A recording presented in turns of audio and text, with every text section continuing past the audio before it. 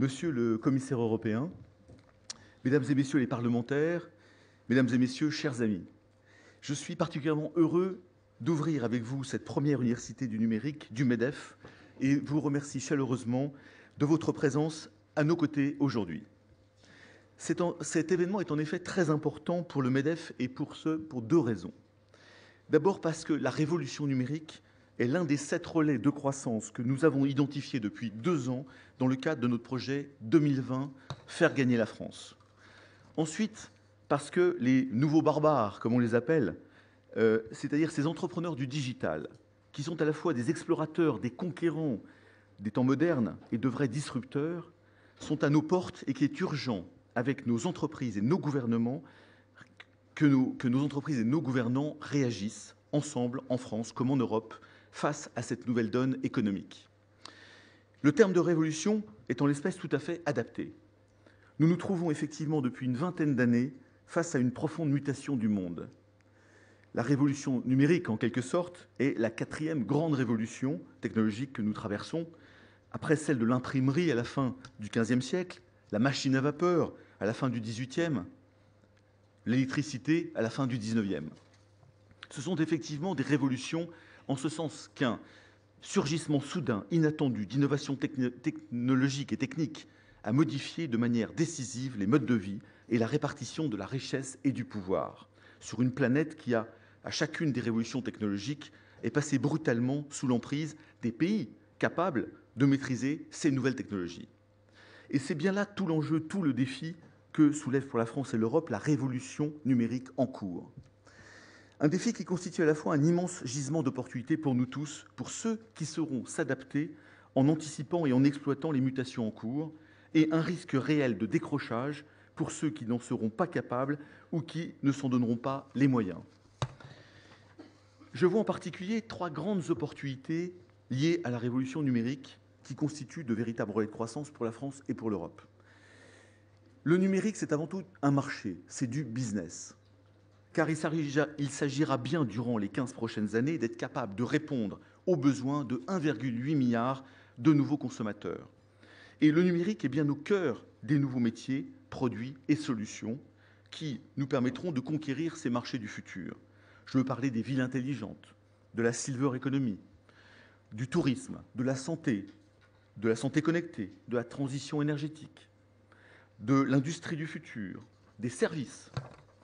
Des marchés qui, comme vous le découvrirez durant ces 2 journées, sont à la portée de toutes les entreprises traditionnelles qui ont su intégrer de l'intelligence numérique ou des fonctions communicantes dans leurs produits, dans leurs usages, dans leurs services, pour se transformer, comme par exemple les étiquettes RFID pour assurer la traçabilité d'un emballage, le textile luminescent pour soigner la jaunisse du nourrisson, les canalisations intelligentes pour sécuriser nos sous-sols, ou encore de la peinture électronique pour éclairer, échauffer et communiquer mieux et moins cher.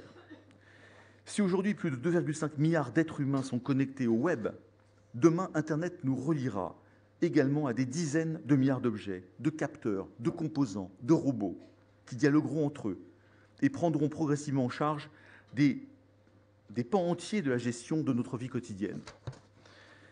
Il ne faut donc pas rater ces virages technologiques en cours, en particulier en ce qui concerne la constitution de nouvelles plateformes de services entre individus et objets connectés et entre fournisseurs et consommateurs, sachant que nous bénéficions en France de beaucoup d'acteurs, de la start-up aux très grandes entreprises, qui figurent déjà parmi les meilleurs au monde dans beaucoup de domaines technologiques clés.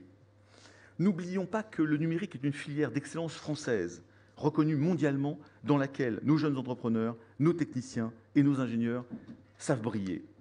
Lorsque je me suis rendu au Consumer Electronics Show de Las Vegas avec Geoffroy, en janvier dernier, j'ai en effet eu la très heureuse surprise de constater que des start-up françaises étaient très bien représentées dans ce salon international, mais qu'en plus, elles gagnaient des prix. Dans l'espace réservé aux start-up, sur les 200 entreprises qui exposaient, 40 étaient françaises, soit 20%, ce qui est un excellent chiffre. Et parmi les 10 prix qui ont été donnés à l'occasion de ce salon du Consumer Electronics Show, eh bien 4 ont été donnés à des sociétés françaises. Formidable. Tout l'enjeu aujourd'hui est donc bien de créer en France et en Europe un terreau fertile qui favorisera l'éclosion de tous ces talents mais j'aurai l'occasion d'y revenir dans quelques instants. Nous savons tous aujourd'hui que le numérique est un formidable levier pour faire évoluer l'organisation et la qualité globale des services publics, tout cela en diminuant drastiquement les dépenses publiques. C'est pourquoi le numérique doit être au cœur des réformes structurelles que la France doit impérativement accomplir dans les prochains mois, que ce soit pour le système de santé, pour l'éducation, pour la justice, entre autres. Le défi à relever est donc de réussir à faire du numérique un véritable outil de modernisation et de performance pour apporter des réponses rapides et de qualité aux besoins des clients usagers. Le numérique doit permettre de faire mieux, plus vite, avec moins.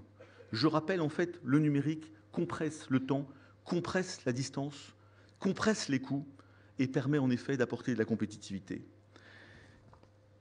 Par ailleurs, du point de vue des entreprises qui évoluent désormais dans une économie mondialisée et hyper concurrentielle, le numérique permet à nos TPE et PME de réduire fortement leurs coûts pour améliorer leurs marges, de gagner un temps précieux au quotidien et de gagner en productivité, en réactivité, de développer leurs ventes et de mieux fidéliser leurs clients en France et à l'international, et donc globalement de faire gagner en compétitivité.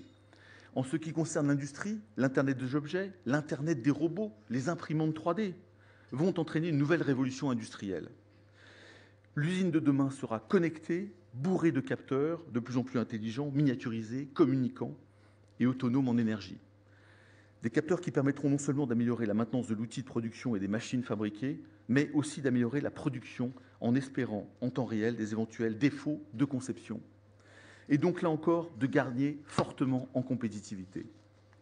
En revanche, pour réaliser ces gains de compétitivité, il est indispensable que nos entreprises et industries des secteurs traditionnels maîtrisent davantage les outils numériques, les nouvelles technologies de production, ainsi que les activités clés de traitement de l'information et d'analyse de données, comme elles ont appris à gérer des hommes et des machines pour créer des produits et les mettre sur le marché.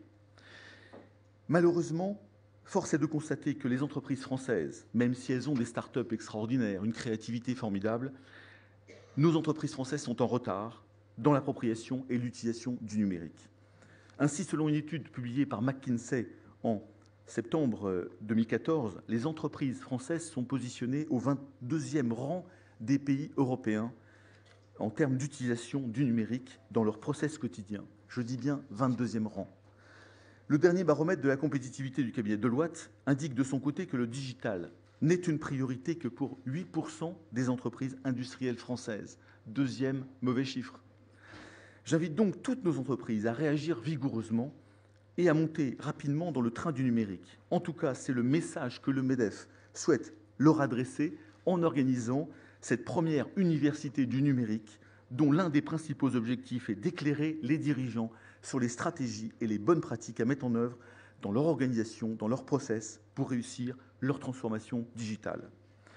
Une initiative qui s'inscrit dans une mobilisation plus large du MEDEF en faveur de la transformation numérique de notre économie, aujourd'hui portée par Geoffroy Roux de Bézieux et Christian Poyot, président de la commission numérique du MEDEF, et qui se traduit aujourd'hui par le déploiement d'un très grand nombre d'actions concrètes en appui de nos 80 fédérations et de nos 140 MEDEF territoriaux répartis sur tout le territoire. Comme par exemple, nous organisons les matinales du numérique qui sont consacrées à la révolution digitale, la publication de guides pratiques, la réalisation avec le CNAM d'un MOOC destiné aux dirigeants de TPE et PME autour de la transformation digitale qui sera lancé au mois de septembre prochain, la promotion de nos startups et de notre industrie du numérique à l'étranger, le lancement d'applications MEDEF sur smartphone et tablettes destinées au monde économique et académique. Je vous invite d'ailleurs tous et toutes à vous inscrire sur le site dédié pour être alertés en avant-première du lancement de l'application MEDEF qui sortira dans quelques semaines.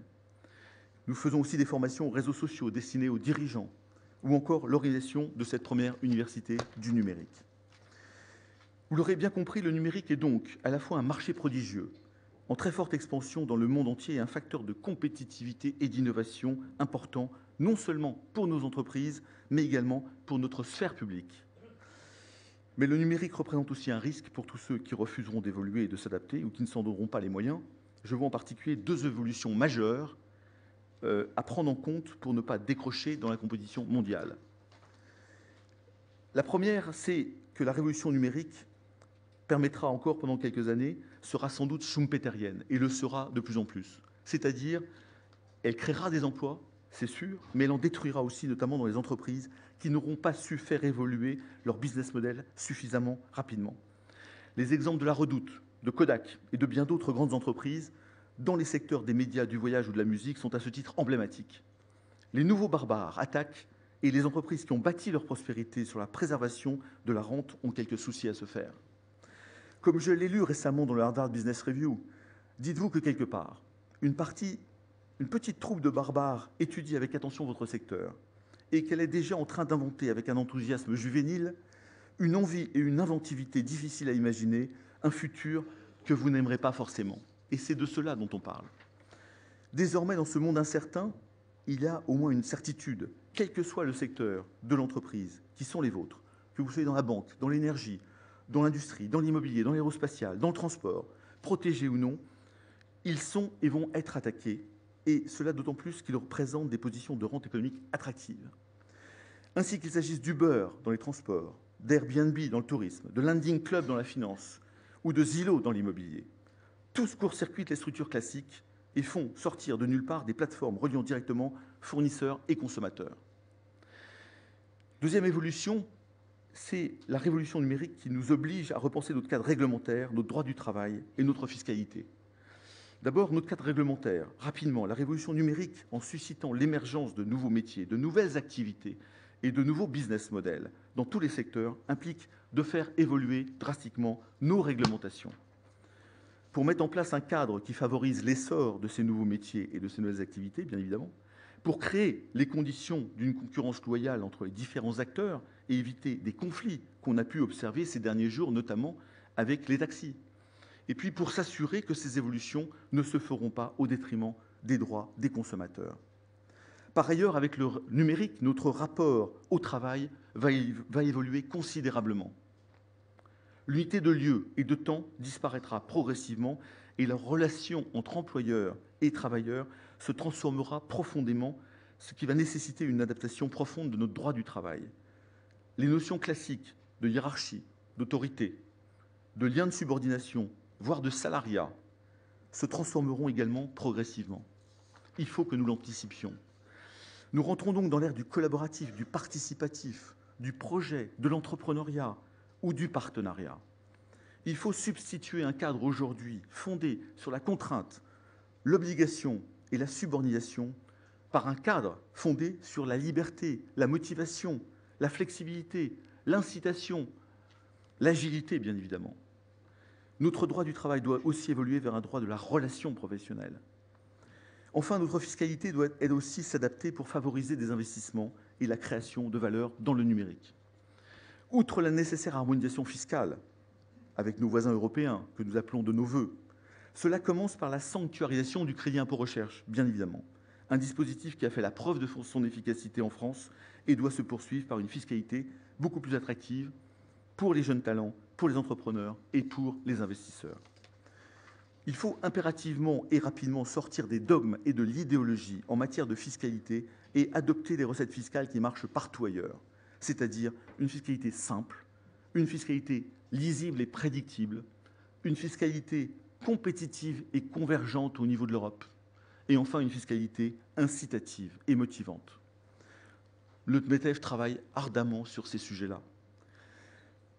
Investir dans le numérique est donc bien devenu une priorité pour retrouver une croissance durable en France et en Europe, et nous devons donc nous mettre en ordre de marche pour construire l'Europe du numérique. Une ambition à laquelle le MEDEF souhaite contribuer avec force et détermination en participant au groupe de travail et aux négociations conduites par Business Europe, l'institution qui réunit l'ensemble des patronats européens. C'est dans ce cadre aussi que nous souhaitons également mettre en place une collaboration étroite avec le BDI, ce qui est l'équivalent du MEDEF en Allemagne, car nous sommes convaincus que le couple franco-allemand sera une force motrice, un attelage indispensable pour bâtir ce marché du numérique en Allemagne, en Europe. Je ne peux donc que me réjouir et être honoré de la présence aujourd'hui parmi nous du commissaire européen à la société numérique, Günther Oettinger, ici présent, que je salue, qui, malgré un agenda que je sais très chargé, a accepté de venir s'exprimer au MEDEF devant les chefs d'entreprise français autour de la stratégie pour un marché unique numérique en Europe que la Commission a récemment communiqué aux autres institutions européennes. Je me réjouis également de la présence demain après-midi parmi nous d'Ulrich Griot, président du BDI, qui viendra clôturer cette première université du numérique aux côtés de Geoffroy Roux de Bézieux.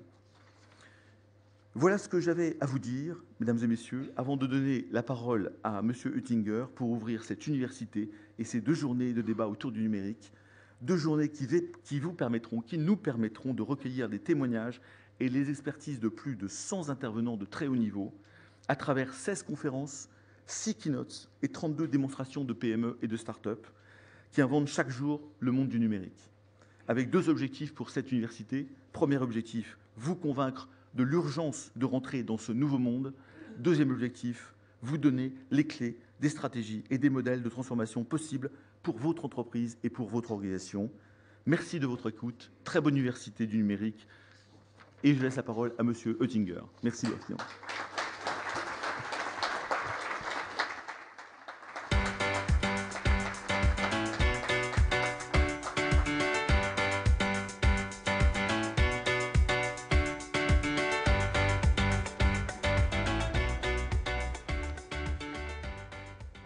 Cher président du MEDEF, M. Gattaz, chers membres du MEDEF, cher M.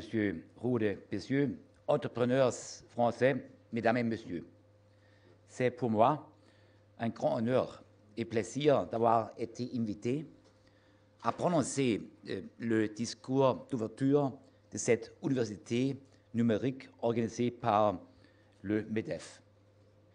Je suis d'autant plus heureux qu'il me semble que le signal envoyé est le bon. Les enjeux numériques étant de nature mondiale. Il faut que la réflexion sur les moyens d'y répondre ait lieu au niveau européen, au moins en tant qu'au niveau national. J'espère que vous m'excuserez d'exposer mon point de vue sur cette question dans ma langue naturelle, maternelle. Étant donné que le MEDEF a eu la gentillesse de mettre à notre disposition des interprètes. Meine Damen und Herren, lieber Herr Präsident, Mesdames et Messieurs, Monsieur le Président Gattaz, vous avez parlé de révolution et effectivement, nous vivons dans cette révolution numérique. Et lorsque nous regardons les révolutions du passé, l'imprimerie ou la machine à vapeur, ou encore l'invention de l'électricité, ou alors l'automatisation de la production, eh bien, ces révolutions présentent une différence parce qu'elles ont duré des décennies avant de devenir une réalité dans l'application, avant de se généraliser dans la société. Alors que la révolution numérique, eh bien, nous sommes en plein dedans. C'est une révolution rapide. Lorsqu'une usine, aujourd'hui, n'évalue pas de données, lorsqu'il n'y a pas de mise en réseau des machines, eh bien, dans 5 à 10 ans, et si elle veut continuer à produire de façon traditionnelle, eh bien, elle disparaîtra du marché. La révolution numérique connaît des gagnants et des perdants. Et il faut faire en sorte que notre économie, que notre société identifie les opportunités, qu'elle identifie également les risques et qu'elle mette en œuvre rapidement la numérisation. Donc, c'est la raison pour laquelle votre université numérique est une offre exceptionnelle. Une offre pour les dirigeants de votre économie, pour les chefs d'entreprise, chefs d'usine, pour les entreprises qui agissent au jour le jour. Et effectivement, le fait que M. Grilot, que le BDI ait été invité, eh bien, cela m'encourage à voir que la numérisation va progresser rapidement parce que plus les entreprises coopèrent à l'international et développent des stratégies internationales, et meilleures elles seront. Nous avons besoin de telles stratégies. Pourquoi? Les États-Unis, et je suis un ami des États-Unis, du mode de vie, vie, de la culture des États-Unis. Les États-Unis ont une stratégie. Ils ont un marché de 330 millions de personnes, une langue, un standard, une norme, une protection de données. Et aujourd'hui, il prédomine le marché de la numérisation de l'économie numérique. Google, Apple, Facebook, Amazon, Microsoft. Donc 5 entreprises qui, pour certaines même il y a 15 ans, n'existaient pas, qui ont une valeur boursière qui est aussi élevée que toute la valorisation boursière des 70 entreprises les plus grandes et allemandes, franco-allemandes prises ensemble. Peugeot, EADS, Schneider Electric, Société Générale, j'en passais, et j'en oublie. Donc 70 locomotives de l'économie franco-allemande représentent une valeur boursière aussi importante que les 5 géants de l'économie numérique américains. Donc sur ces 5 entreprises informatiques, il n'y en a qu'une qui vienne de l'Union européenne. Nous, les Européens, il y a quelques années, nous produisions des appareils mobiles. Nokia était encore leader sur le marché avec 50% de part de marché. Aujourd'hui, nous importons ces appareils mobiles. Et pourquoi? Vous allez me dire pourquoi il faut produire ces appareils mobiles. Pourquoi? Les smartphones sont devenus l'avenir, et le smartphone de demain, eh bien, sera le centre de l'économie numérique, le centre du téléchargement de données, le centre de l'échange d'informations. L'iPhone a été conçu par Apple, il a été conçu aux États-Unis, en Californie. Ensuite, il a été fabriqué dans les pays à bas salaire et importé ensuite exporté vers chez nous, dans nos pays où nous les achetons. Donc ce circuit, cette création de richesse il y a peu d'argent qui reste pour l'Europe, peu de valeur qui reste, peu de richesse qui reste pour l'Europe. Il faut que l'Europe participe plus, crée plus d'emplois par le biais de l'économie numérique, de manière à ce que la prochaine génération crée des plateformes européennes. Il faut plus de compétences numériques, plus de règles et plus de souveraineté en termes dans l'économie numérique. C'est un défi pour tous qu'il faut résoudre à l'échelle européenne. Mais le secteur de l'économie numérique, de l'économie connectée, doit passer par la numérisation de la politique. Nous avons besoin d'un marché intérieur, d'un marché unique européen, d'un marché numérique européen. Pourquoi? Parce que nous ne pouvons pas avoir des règles, des lois européennes fragmentées. Et lorsqu'on compare le paysage européen, eh bien entendu, les géants du numérique choisiront toujours les pays où la protection des données est la plus faible. Dublin, par exemple, la protection des données, là où la protection des données est la plus forte, c'est-à-dire en Italie, en France, en Allemagne, eh bien, ils sont peu représentés, ces géants. Donc, si nous avons un marché numérique européen, donc tout intervenant qui veut agir, qui veut proposer, utiliser des données sur le marché européen, devra obéir à ces règles européennes.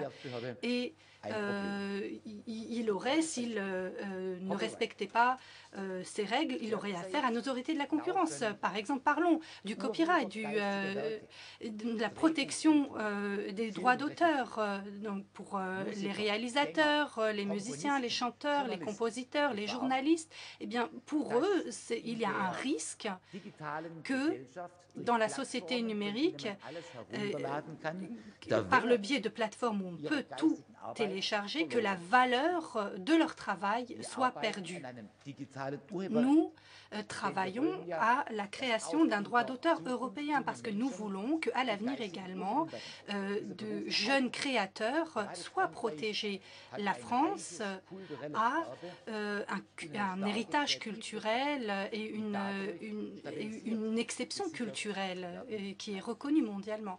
Et il faut que cela soit protégé. Troisième raison, pourquoi cette européisation présente un avantage. Lorsque vous développez des services ou une plateforme numérique, eh bien, vous avez des coûts de développement très importants. Lorsque le produit, lorsque le service est finalisé, eh bien, les coûts si vous avez 100 partenaires commerciaux et 1 million de clients ou 100 millions, eh bien, les coûts restent les mêmes, les coûts de développement restent les mêmes. Donc, c'est la raison pour laquelle il faut avoir un seul marché européen, une seule réglementation, une seule norme et que cela profitera aux start-up comme aux grandes entreprises du monde numérique. Derrière nous avons le secteur informatique avec le matériel, les logiciels et l'industrie des télécoms. Mais la compétence numérique fait partie de l'économie réelle et c'est le facteur décisif, c'est la raison pour laquelle nous voyons aujourd'hui que les cartes sont rebattues. Nous sommes face à une nouvelle donne numérique. Nous sommes de l'avenir. En Grande-Bretagne, on parle de catapulte, on parle de l'industrie de l'avenir, de smart factory, de l'usine intelligente. Donc il faut vraiment être présent et celui qui dort disparaîtra du marché. Les données seront la matière première de l'avenir. Celui qui a les données a le pouvoir. D'après nos études, au cours des dernières années, il y a eu beaucoup plus d'échanges de données qu'au cours de l'histoire de l'humanité. Des données sont saisies partout, dans les machines, dans la mobilité, à travers la mobilité, dans les voitures, durant les processus de production, lorsqu'il y a des opérations de maintenance et d'entretien. Donc, d'après nos évaluations, la construction d'automobiles sera le premier secteur qui sera entièrement numérisé, de la production des automobiles jusqu'à la voiture connectée ou alors avec des applications qui permettront de conduire sans chauffeur, sans intervention du chauffeur sur autoroute. Eh bien, tout cela fait que les constructeurs BMW, Mercedes, Renault sont à travailler à à la voiture intelligente. Il y a beaucoup plus 50% de la recherche et développement est investi dans ce travail de recherche pour la voiture intelligente et beaucoup moins dans la réduction de CO2 ou de services vraiment mécaniques.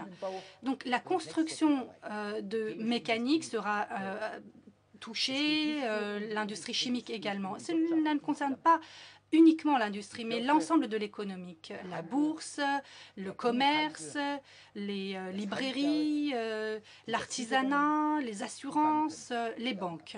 Tout le monde sera touché. Les banques.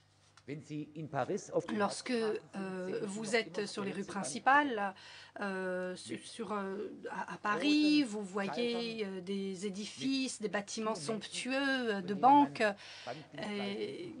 où chaque client peut trouver les services. Et maintenant, on se dit, mais avons-nous encore besoin de ces immeubles lorsque vous voulez emprunter de l'argent, lorsque vous vous mariez et peut-être qu'effectivement, vous avez besoin d'un conseil auprès de votre banquier. Mais sinon, vous n'avez besoin que d'un distributeur automatique, vous avez besoin d'une carte de crédit, toutes les transactions se font en ligne. Les retraits, vous les voyez sur votre tablette. Donc le bâtiment qui génère des coûts énormes est de moins en moins utile. Et avec Apple Pay, toutes les nouvelles applications, vous avez des applications financières, ce sont des concurrents pour les banques, avec PayPal. Donc, et lorsque si vous avez un iPhone, vous donnez des informations sur votre solvabilité, sur l'état de vos créances, eh bien sachez que Apple en sait bien plus que vous, que votre banque, que ce soit la Société Générale ou la BNP. Donc, lorsque vous êtes avec votre iPhone à la gare et qu'il neige, par exemple, eh bien, sachez que si vous utilisez votre iPhone et que vous roulez et qu'il neige par exemple dehors, eh bien votre fournisseur d'accès sait que vous êtes un conducteur, que vous roulez vite par exemple alors qu'il neige, eh bien votre fournisseur d'accès sait que vous êtes un conducteur qui prend des risques. Donc voilà, pour toutes ces raisons, il faut développer une stratégie en termes de données pour le big data, les cloud computing, etc. Donc, pensez à toutes les choses que l'on peut vendre. Par exemple, il y a des capteurs sur les pare-brises de toutes les voitures et des nouvelles voitures de Peugeot ou de Renault. Et ces capteurs permettent de saisir toutes ces données. En Europe, entre 20 et 60 millions de voitures circulent en permanence. Donc, si on collecte l'ensemble des données et qu'on les évalue, les ensembles des données saisies par ces capteurs, eh bien, on aurait des recommandations de conduite parfaites. Donc il y a vraiment des idées à exploiter qui peuvent devenir des modèles économiques. Un CEO, un CFO et les CIO, les Chief Information Officer, qui traitent les données, ont besoin de quelque chose. Eh bien, ce dont on aura besoin à l'avenir, c'est un CDO, un Chief Digital Officer, celui qui gérera la numérisation, comment on peut optimiser toutes les données, comment on peut améliorer la qualité des produits et comment on peut proposer de nouveaux services grâce à l'ensemble de ces données. Donc, la révolution numérique sera l'avenir, va vraiment modifier l'ensemble de notre économie et il faut pour cela une stratégie à l'échelle européenne. Jean-Dominique Sénard, le président du groupe Michelin, j'ai eu en tout cas un entretien avec lui autour de la stratégie de Michelin. Donc c'est une entreprise centenaire. Et il m'a dit comment Michelin mise sur la numérisation pour améliorer les produits, par exemple les roues, des systèmes de mobilité, mais aussi à travers des capteurs intégrés et à travers la numérisation des données qui sont captées par ces capteurs pour être encore plus efficaces et créer des produits encore plus efficaces. Et pour multiplier les canaux de distribution, pour pouvoir mieux conseiller les clients. Et le caoutchouc ainsi que ces capteurs qui sont utilisés vont utiliser cette nouvelle technologie, les pneus. Et bien tout cela, toutes ces données qui sont saisies, la qualité des pneus ainsi que les données qui sont saisies vont permettre d'améliorer les produits. Donc voilà, je pourrais multiplier les exemples à l'infini, mais ce dont nous avons besoin, c'est de la créativité. Au sein de notre marché du travail, il va y avoir besoin de 160 000 spécialistes informatiques. En plus, année après année, actuellement, dans nos universités, nous n'avons pas suffisamment de place. Nous allons avoir un problème en termes d'experts. Chez moi, donc chez Bosch, on a 400 000 salariés donc chez Bosch et 16 000 sont des informaticiens. L'ingénieur, le technicien, le commercial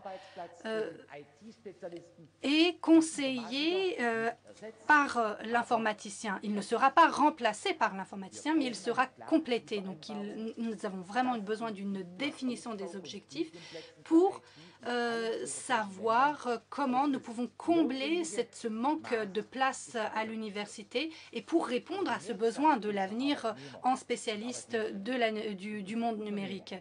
Et nos salariés, les employés, sont déjà en activité. Et cela fait longtemps qu'ils ont quitté les bancs de l'université. C'est justement la raison pour laquelle nous avons besoin de formation continue. Et je vous invite donc, vous, le MEDEF, vous, les patrons de l'avenir, eh bien, que vous sensibilisiez les syndicats à la formation en termes numériques, parce que les travailleurs sur les chaînes de montage ont besoin de cette numérisation pour pouvoir améliorer les produits. Nous avons besoin d'un élan numérique si nous voulons que les citoyens européens soient de la partie dans cette révolution numérique. Nous parlons également de sécurité des données. Lorsque l'entrepreneur fait des calculs, veut utiliser toutes les informations, toutes les données à sa disposition pour la production, pour le développement, etc.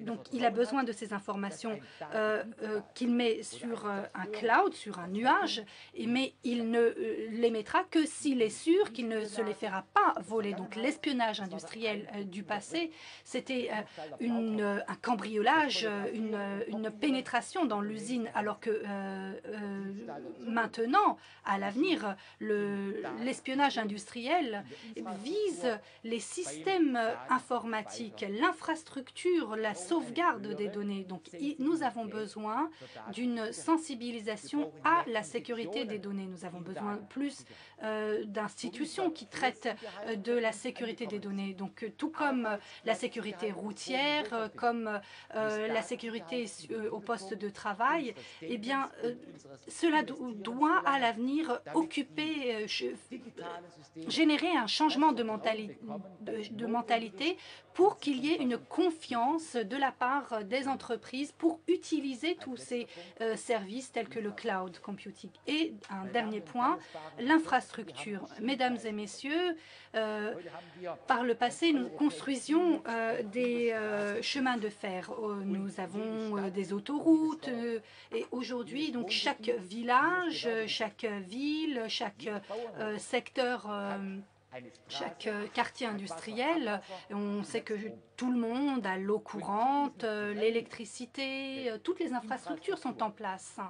Et à côté de ces infrastructures du passé, il faut investir dans l'infrastructure informatique, dans le haut débit, parce qu'un village qui n'a pas le haut débit, eh bien, c'est un village perdu. Donc, La mise en réseau du village, eh bien, c'est très important. Et pour parvenir justement à cette mise en réseau, à cette numérisation de l'économie et de la société, nous avons besoin de la collection de toutes ces données. Donc, il faut des investissements dans le haut débit, dans les satellites, dans les transferts de données. Lorsque je pars de Bruxelles, du Luxembourg, lorsque je suis à Strasbourg, à Fribourg ou à Bâle et que je me dirige, vers la Suisse, et nous savons aujourd'hui que je sais exactement, peu importe la route que j'emprunte, je sais où je me trouve parce qu'il y a des trous noirs en termes de réseau et de manque de services de réseau. Je sais où je me trouve. Donc là, il faut travailler. Nous savons aussi que l'introduction de l'euro a fait qu'aujourd'hui, on ne sait plus forcément dans quel pays on se trouve, mais malheureusement, ces trous noirs, ces absences de réseau nous rappellent que nous avons traversé la frontière. Et ce trou noir, malheureusement, fait plus penser au fin fond de l'Afrique qu'à un pays continental qu'est l'Europe, un continent tel que l'Europe. Donc nous avons besoin de vision et de dimension. Et je vous suis reconnaissant, vous, le MEDEF, que vous ayez pris ce sujet à bras-le-corps, et je vous invite à coopérer avec vos partenaires. Et je vous invite aussi, dans les prochaines années, à travailler de pair avec la Commission parce que nous avons vraiment besoin d'un partenariat public-privé. Nous avons besoin des entreprises, nous avons besoin de vos compétences, nous avons besoin de vos capacités d'investissement et de financement et nous avons besoin également de règles intelligentes au niveau européen de manière à ce que la numérisation devienne un avantage et pas un désavantage. Aujourd'hui, votre université du numérique du MEDEF, je le souhaite, sera un succès. Je vous remercie de m'avoir invité.